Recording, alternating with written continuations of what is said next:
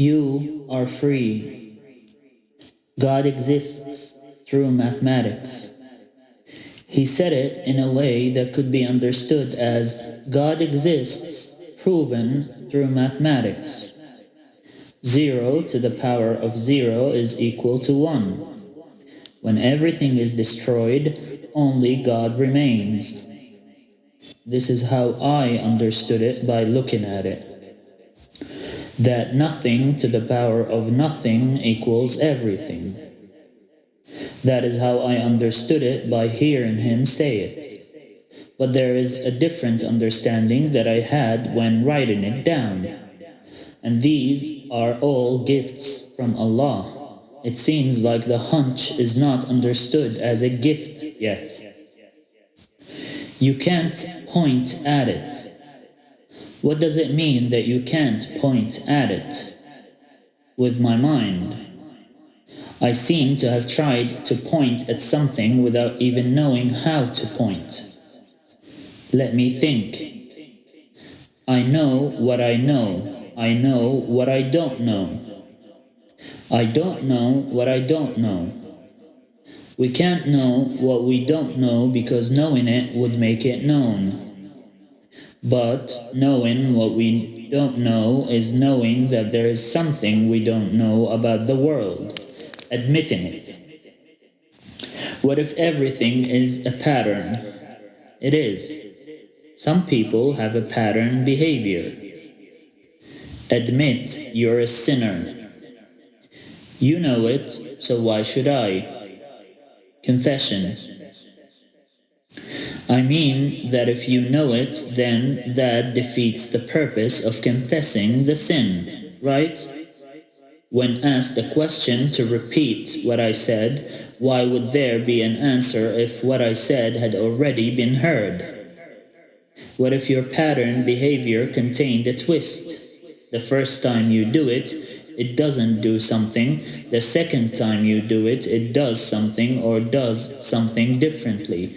Or it backfires, or just makes it worse or better somehow. What if the pattern is not an issue, but a way to determine where ends meet? O you who believe, do not ask about things which you know nothing about. I wish you didn't learn that name. You will not see the Metatron cube. Don't pay attention to the different readings, like the word Akhar. The verse is speaking about both jinn and humans. Yes. 2:20 p.m. You know I don't say it. How would God forgive that sin? I don't ask such questions. Would Jesus ask such questions? And I keep pondering. I wouldn't know. Why, Jesus?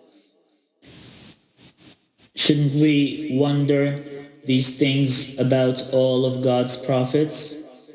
I can't read the Sirah, not yet anyway. How would you judge? According to what I know, what scholars say, consultation, what other scholars agree to. At the end of the day, everyone's religion is their own. Whatever someone believes is something that pertains to them and to their knowledge of their religion.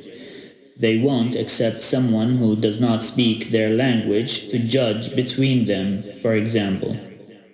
But why would they need a judge if they have the Bible to judge? The Quran was sent to judge between Muslims.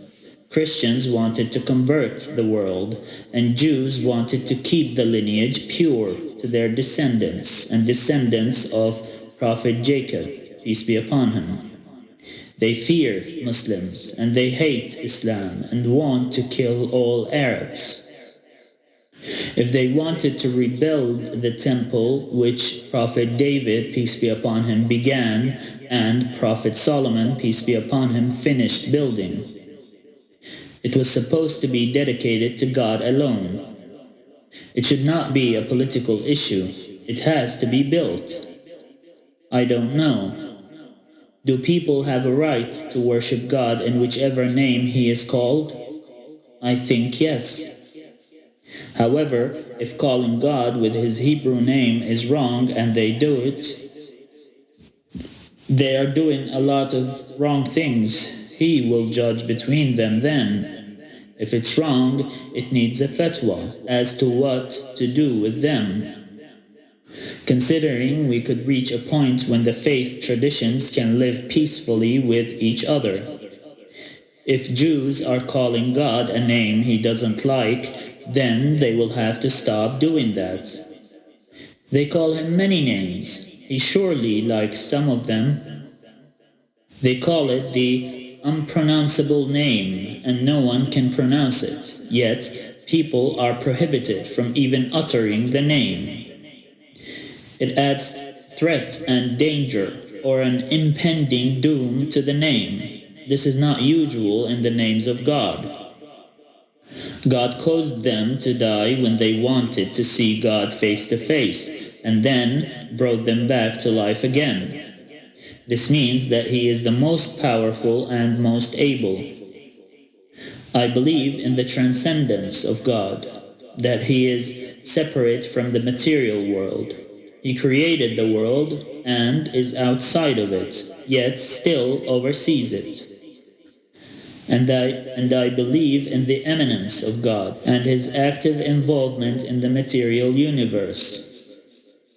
I believe, and Muslims believe, in the omnipotence, omnipresence, omniscience of God, and that He is completely infinite in all of His attributes. Omniscience is the capacity to know everything, but I believe He already has the knowledge, that it is through His knowledge that everything happens.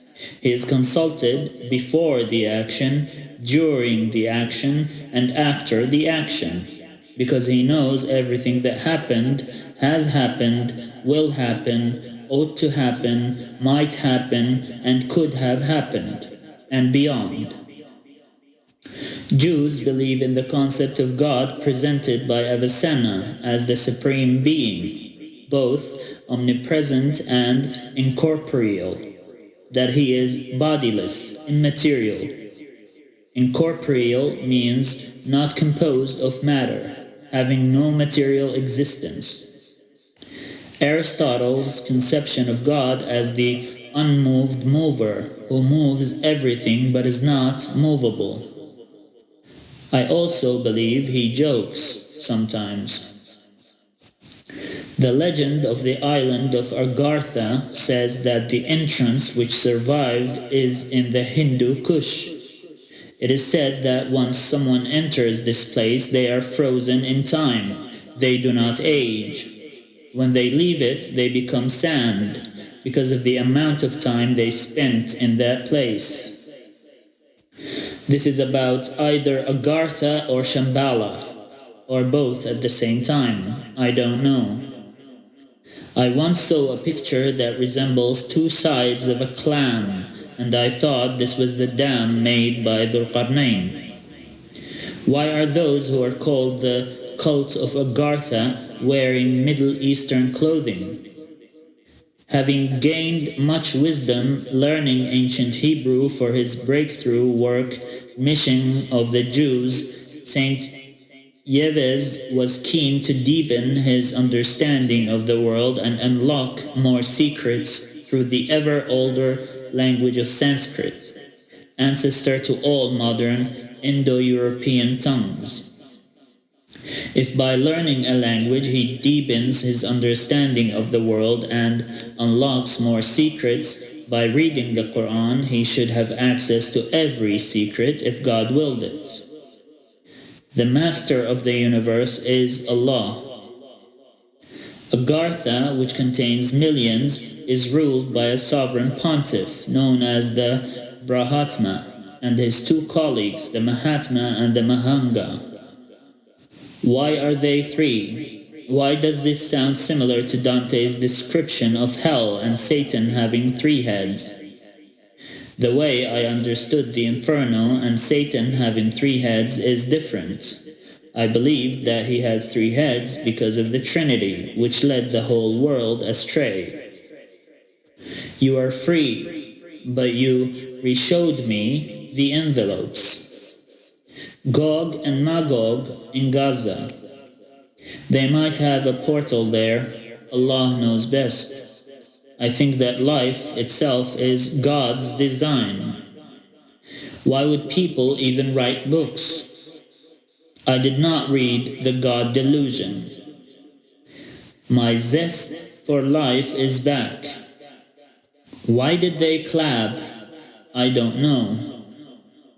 Talking about God has to be separated from different sects or religious traditions. It is not Jesus' fault what he is called.